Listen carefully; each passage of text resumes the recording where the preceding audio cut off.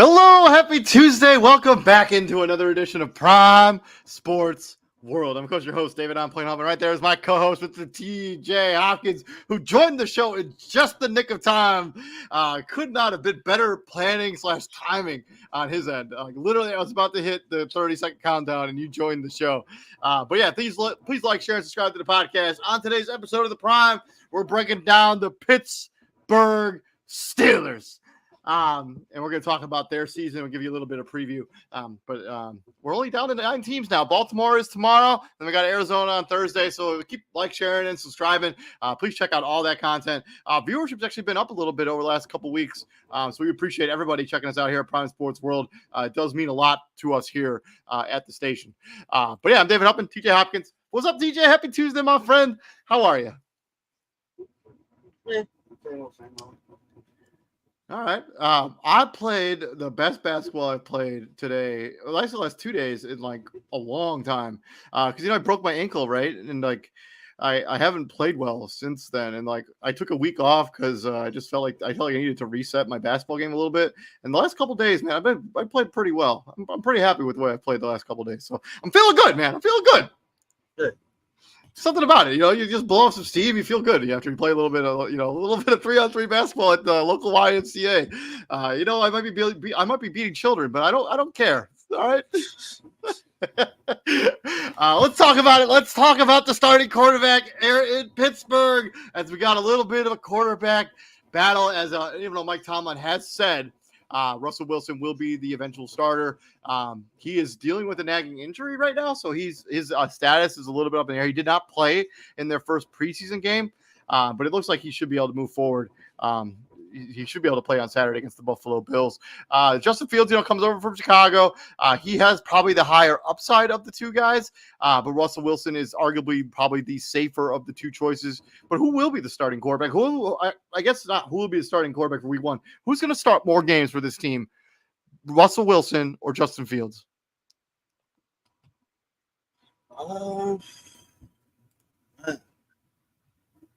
I can see them starting the same amount of games. And that's kind of hard when it's a 17-game schedule, right? Because that's not an even. That's not. Yeah. I mean, they could literally play like 8.5 games or whatever the math works out. But that's I could see that. I can see Russ starting the game or Justin starting the game and it not going well for them, and then all of a sudden, like a switch at half happens. Like I can see that happen. Yeah, I think that scenario would be an absolute recipe for disaster. It would remind me a lot of like Tua in his rookie season, like how they would just kind of throw Ryan Fitzpatrick into games, like if Tua was struggling. That doesn't sound like a recipe for success. Like that Dolphins team was not all that good that season. I mean, I guess they were okay, but I think if I don't think they're gonna flip flop back and forth. Mike Tomlin doesn't see, like, even though he did do that a little bit with his last starting quarterback situation, but these are more of established quarterbacks than the guys that he's been rolling out there the last couple seasons with, Duck Hodges and Mason Rudolph and the rest of the laundry list of quarterbacks that he's had to roll out under center the last couple seasons. Like these are like Justin Fields was a first round pick. Russell Wilson is a champion. I personally, I've seen enough out of Russell Wilson. I don't think, like, unless the Steelers are going to go to the Super Bowl, and I got bad news for you Steelers fans, you're not going to the Super Bowl. We've seen what we need to see out of Russell Wilson. He is what he is at this point in his career. I think the guy with the upside is still Justin Fields. I mean, he has moments where he looks like the best player on the field. If you can harness all of that into a productive season, I'm rolling the dice with Justin Fields. I think he should be the starting quarterback of this team. I think you just let him start and let him play. And you live with the results. Both of these guys are on cheap deals. You can walk away from both of them after the season's over. I'm going with the guy with the upside. I'm going with Justin Fields. That's true. Like I just feel bad for Fields because he had two drives in that preseason game against Houston, and he fumbled the snap both times, and the fumble wasn't his fault. Like it was just a bad exchange. Like the center comes out and says, "Yeah, that's on me. Like that's not his fault. That's on me." And Justin's not gonna, like, if he learned anything from his time in Chicago, it's like, I'm not gonna throw my teammates under the bus. I'm gonna take the blame. Because that's what quarterbacks do. Like they always say, hey, that's my fault. That's whatever. But the center comes out and says it's my fault. The broadcast goes out and says it's the center's fault. And then people are just this is where Justin's at in his career. Like every time he messes up, his errors are bigger than his successes. Like if he fumbles 2 snaps, that takes over any good pass, any good play he made in that game. Yep. I mean, as a whole, Justin Fields was pretty good in that preseason game. Nobody really is talking about anything else besides the 2 snaps. He had 5 out of 6, 67%, 66 yards. Sorry, and that math is. Well, like you said, like he was actually pretty damn good in that game. But the one thing people are focusing on, what are people focusing on? The 2 snaps he fumbled. like no one cares that he went. Like you just I mean, said, but that's just building up rapport with it's a new offensive line, a new system. We don't really know how much he's even practicing with Russell Wilson still being in the building. I think it'll be interesting to see what Russell Wilson looks like in the next preseason game on Saturday. I'm just personally, if I'm a Steelers fan, I think I would rather see Justin Fields as your starting quarterback. I think he has an upside. I think there's a future there potentially. I mean, Russell Wilson is basically closer to the end than he is at the beginning. Justin Fields still has the opportunity to be a franchise quarterback, and he could be the franchise quarterback for this franchise. He absolutely could. I don't know. I just like they're using his time in Chicago against him. He's been hit so many times. He's shell shocked.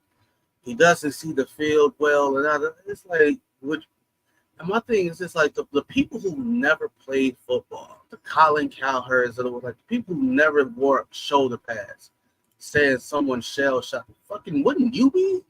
Yeah. Like if you've been hit as many times as he has, like wouldn't you y'all? The people who never wore the pads, the people who never played the game, y'all have no right to criticize anyone. Like, I play football. I know that shit. I know that shit's hard. I know it's hard. Moving on from the quarterback position, let's talk about Arthur Smith. He comes over as the offensive coordinator from the Steelers offense after what was a pretty lackluster reign as his head coach of the Atlanta Falcons. But let's not forget, he was the offensive coordinator for the Tennessee Titans when they went to the AFC Championship game. He was the offensive coordinator for the Tennessee Titans where Derrick Henry ran for 2,000 yards. Arthur Smith is a good offensive mind. It just wasn't a good fit for him in Atlanta. A lot because of the play of the quarterback situation there in Atlanta. Basically, his entire tenure, he was the head coach of that team. They were a quarterback away from being a really competitive team. Arthur Smith, what do we expect the offense to look like under Arthur Smith? As he's gotten a lot of, I feel like it's a little undue criticism. But all the offensive coordinators that have been in Pittsburgh over the last, it would be Matt Canada or whoever replaced Matt Canada after Matt Canada this most recent season. Are we expecting a run-heavy team to run the football a lot under Arthur Smith? Because I think that's what I'm going to see out of Pittsburgh next season. They're going to run the football a ton. They may run the football more than any team in the NFL next year. Matt Canada was just bad. Mike Tomlin slept with Matt Canada the way he did because Mike Tomlin was a loyal dude. And he's loyal to a fault. And Matt Canada shouldn't have had the job as long as he had it. He was just bad. That game, I think they had a comeback win against either Baltimore or Cleveland. It was one of those two. And Matt Canada, they're going into the tunnel to the locker room, and Matt Canada celebrating, and I think it's the goddamn punter who's like, I don't know why you celebrate. We ain't win because of you. Bro, a player said that to the coach, to a coach, and that's god damn, bro. That's if there was ever a sign that it was time for somebody to go, that was it. 100%.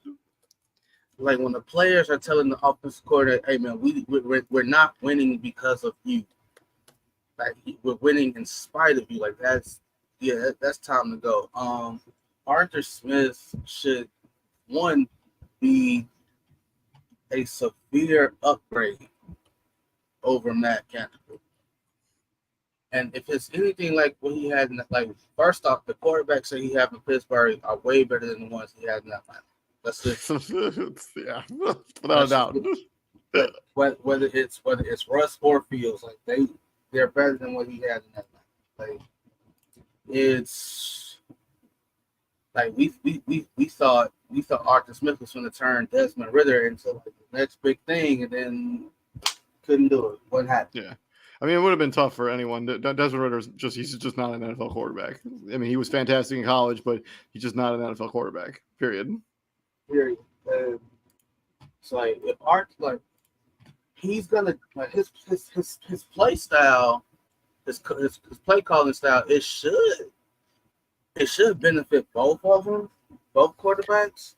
Yeah, definitely expect him to lean on this running game and this offensive line, which they've done a great job of building up here over the last couple of seasons. Broderick Jones, as a rookie, was solid last year.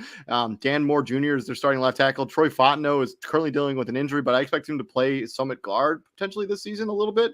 But I mean, you have Najee Harris, you have Jalen Warren, you have Cordell Patterson. That's as good a three-headed running back room, and you have JaMychal Pirine too. Is a fantastic running back too. I mean, I expect. They're not going to ask Justin Fields, whoever is the starting quarterback for this team, they're not going to ask those two guys to try to win them games that often. They're going to lean on the fact that they have a fantastic running game. They have good running backs in their running back room. When Najee Harris isn't getting hit in the backfield and having to work extremely hard for 2 yards, he's a good running back. Jalen Warren is a perfect change of pace back. He can catch passes out of the backfield. I expect this to be a very, very run heavy. They may have more rushing attempts than any team in the NFL next season. You're only you're just hoping that this go around that Najee Harris doesn't have to do a little dancing just to get back to the line of scrimmage, so it's not a negative loss. And I also think there is something still out there about the Brandon Ayuk stuff. Like I don't know exactly if he's going to be a Pittsburgh Steeler, but I think if you add him without having to lose Pickens, that would make this offense even more dynamic. Like adding a big time wide receiver like that, obviously you'd have to pay him, and I'm not really sure Brandon Ayuk. I know he's gotten better every season. I mean, this is a conversation for a whole other time, right? But I think Pittsburgh, I expect this offense to look a lot better than it looked even last season with the upgraded quarterback play. And there's no argument here that Russell Wilson or Justin Fields, whoever is the starting quarterback, is an upgrade over Mason Rudolph, over Kenny Pickett, over Mitchell Trubisky, whoever started games for them the last 2 seasons. They've already upgraded that position. They allegedly have a deal ready for Ayuk if he is traded to Pittsburgh. And from what I'm hearing, that's it's down to he's either staying in San Francisco or he's getting traded to Pittsburgh.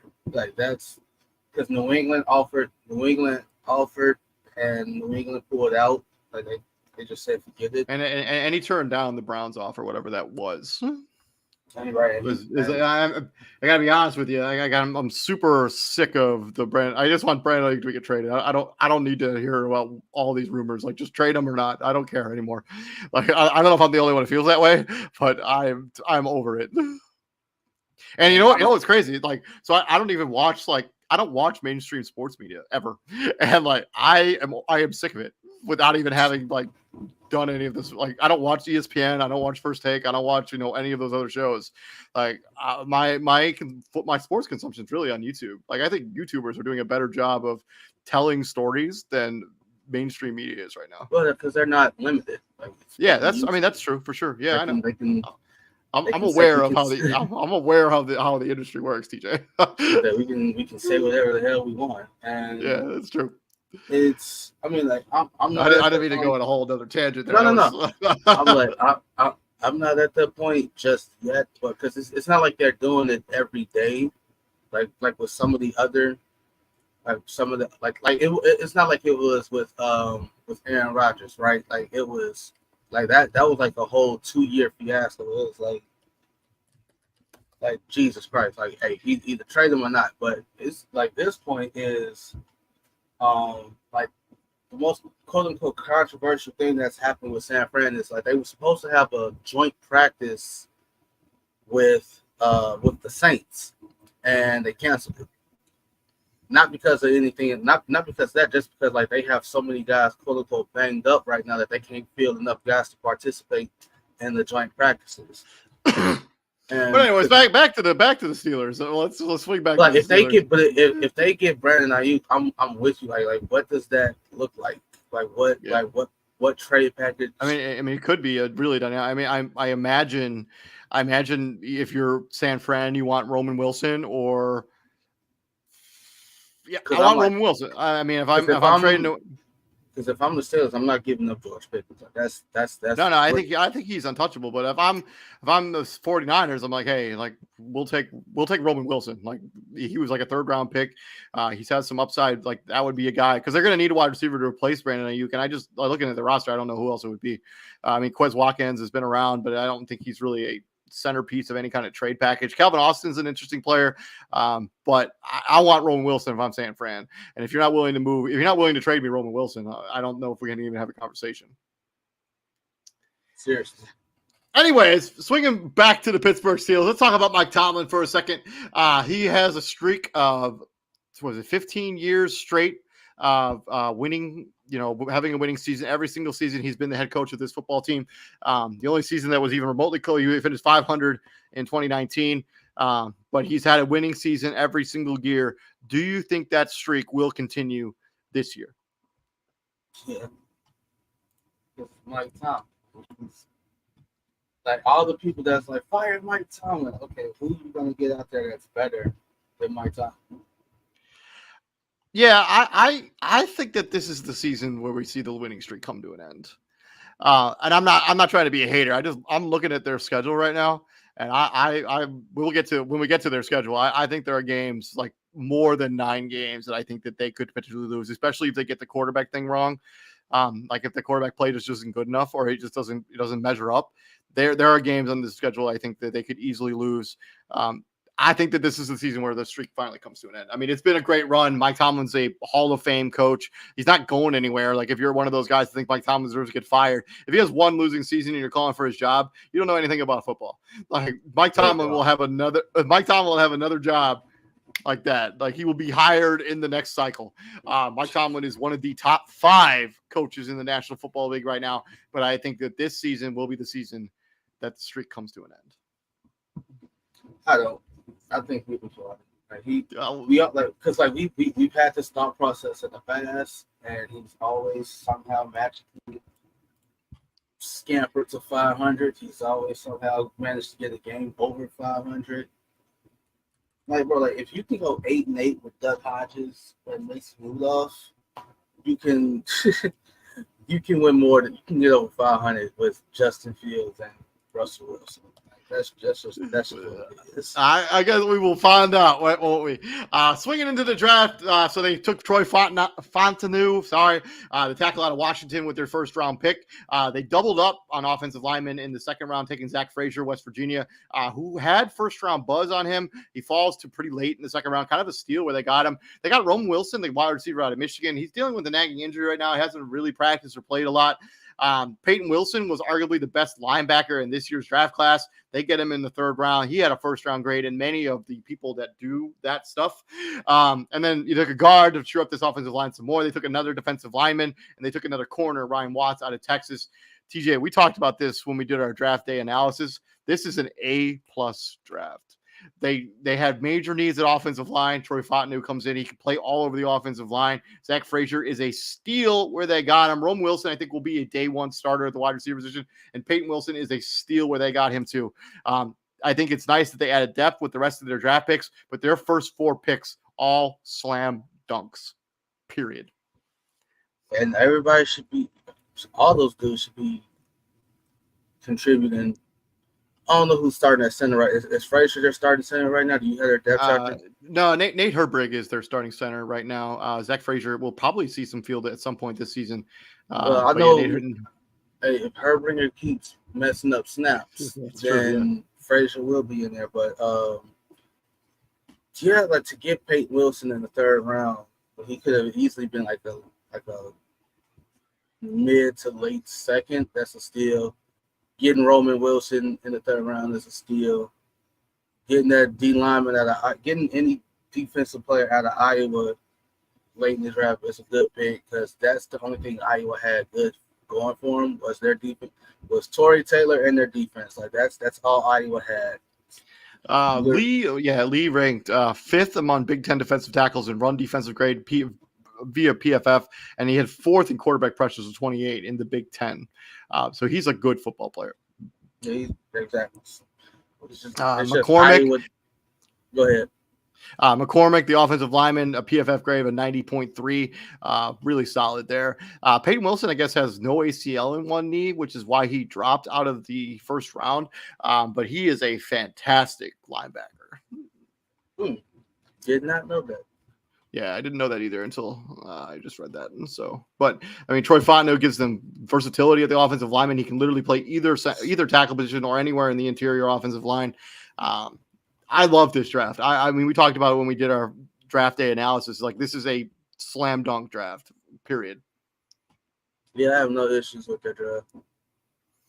I think Pittsburgh knocked it out of the park when it comes to their NFL draft. This is an A plus.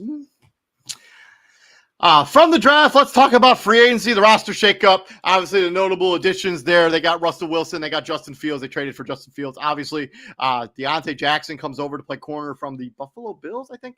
Cordell Patterson comes over as he's probably going to be the main return man for the Pittsburgh Steelers. I expect him also to get some carries there at the running back position. And then they swoop Patrick Queen from their in-state, or their in-conference or in-division rival, the Baltimore Ravens. And then the key departures, obviously, they traded Deontay Johnson, who was wide receiver 1 last season, to the Carolina Panthers. Okafor, I don't remember where he went, but he's no longer on this team. And Kenny Pickett got traded to the Philadelphia Eagles.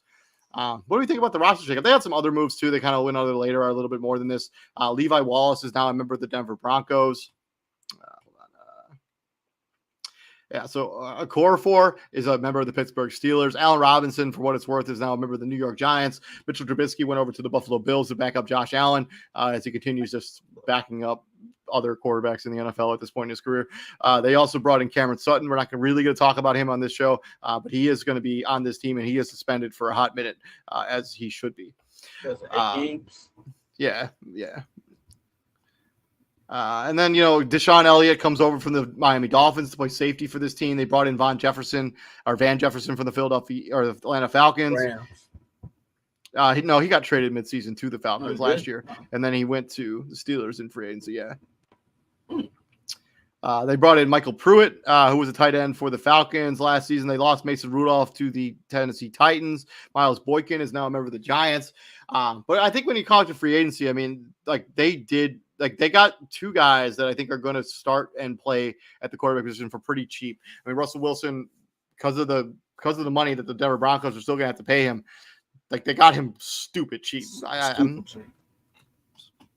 And that's the thing, like, Russ didn't have to go anywhere, bro. He legit could have said, "Hey, I'm gonna crash at the crib, collect my millions, and then just sit here." Like, he could have. He legit didn't have to play football again. Like, he could have just sat at home for like the next 2-3 years and collect checks. That's all he could have did. But Russell Wilson ain't that type of dude. He want to play, and I don't blame him. Yeah, when you look at the pieces they got pieces that can contribute. That they got winning pieces. Yeah, I'm not gonna through the ups and downs. Justin Fields was the quarterback to get the Bears to 7 wins. Through Luke Getsy's horrible play calling.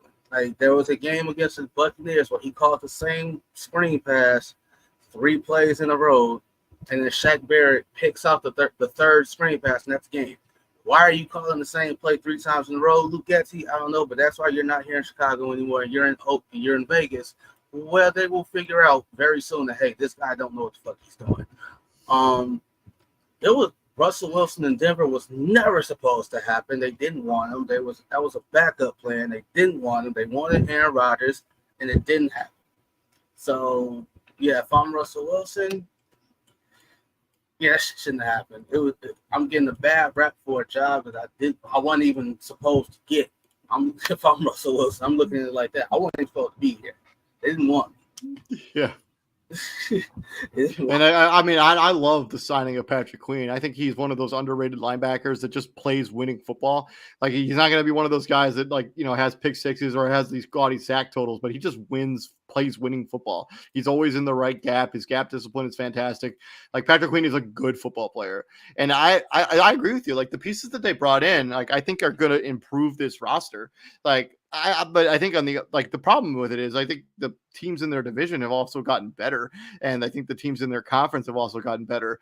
But these are winning football players that they've added to this team that will contribute to some winning for Pittsburgh. Yeah, Cordell Patterson keeps bouncing around, keep doing what he's doing.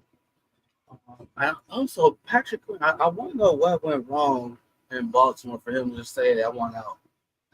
not just one out. I'm going to your rival. I'm going to the Steelers.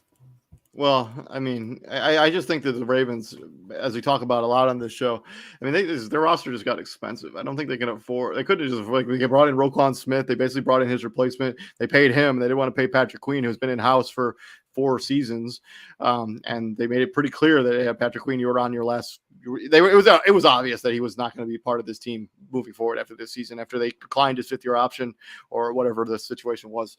Patrick Queen is a good football player. Baltimore's probably going to miss him. We'll talk about them tomorrow. But I think when it comes to roster shakeup, I think Pittsburgh did a pretty good job, especially the upgrades at the quarterback position. I mean, you can't get much better than Russell Wilson and Justin Fields for like $6 million combined. That's pretty good value. I don't like the fact that they couldn't keep Deontay Johnson. That's just me, but They could have. They chose not to. Like I think he wore out his welcome in Pittsburgh. If I'm being honest with you, and I think they were like, "Yeah, we're gonna part ways with you," because I don't think he fit into their long-term future. To the schedule, we're gonna start with the ceiling because I think that's a little bit more fun in this particular conversation because we got to get to that 500. Let's talk about the ceiling for the Pittsburgh Steelers. What do you think the ceiling is? Realistic ceiling for the Pittsburgh Steelers? TJ, I'll let you go first with the ceiling. Realistically. Looking at it, so it's Atlanta, Denver, Chargers, Colts. Realistically, 10 wins, 10, 11 wins, realistically. Yeah, I'm probably right there with you with the ceiling. I mean, I think they could go. I think they go to Indianapolis and lose that game. I think they lose to the Jets in Heinz, whatever they're calling Acrisure Stadium, whatever we're going to call it, Heinz Field for the end of time. But I think they get swept by Baltimore. I think they lose 1 to Cleveland. I think they lose 1 to Cincinnati. I think they lose that game to Philadelphia, and they lose that game to Kansas City. What is that? 7 wins right there. 1, 2, 3, 4, 5, 6. So I got them at like 11-6 as the absolute ceiling. On the other side of the coin, I think that there's an opportunity for this team to lose way more games. Like we're talking about the floor as kind of a negative Nancy situation here. I think Atlanta is going to be a tough out. I think they lose that game to Atlanta. I think they lose to the Dallas Cowboys. They lose to the Indianapolis Colts. The Jets beat them. They get swept by Baltimore. They lose to Cleveland. They lose to Cincinnati. They lose to the Philadelphia Eagles, and then they lose to Kansas City. Whatever that math is. So 1, 2, 3, 4, 5, 6, 7, 8, 9, 10. 10-7 is the floor for me. Yeah. For this team. You ceiling? No, that's the floor. I think 7-10 is the floor. I think my ceiling is 11-6. I got you. But I think that their record's going to be closer to my floor. I think that, like, look at the schedule. I mean, I know they get Dallas at home, but I think that's a game that they're probably going to lose. I think you have to go to Atlanta for week 1. I think that's a game they probably lose, especially with the uncertainty and with how the offense is going to look. I think the Jets are going to beat them. I think that defense is going to be big time, as we've already talked about here on this episode, on a previous episode of the Prime.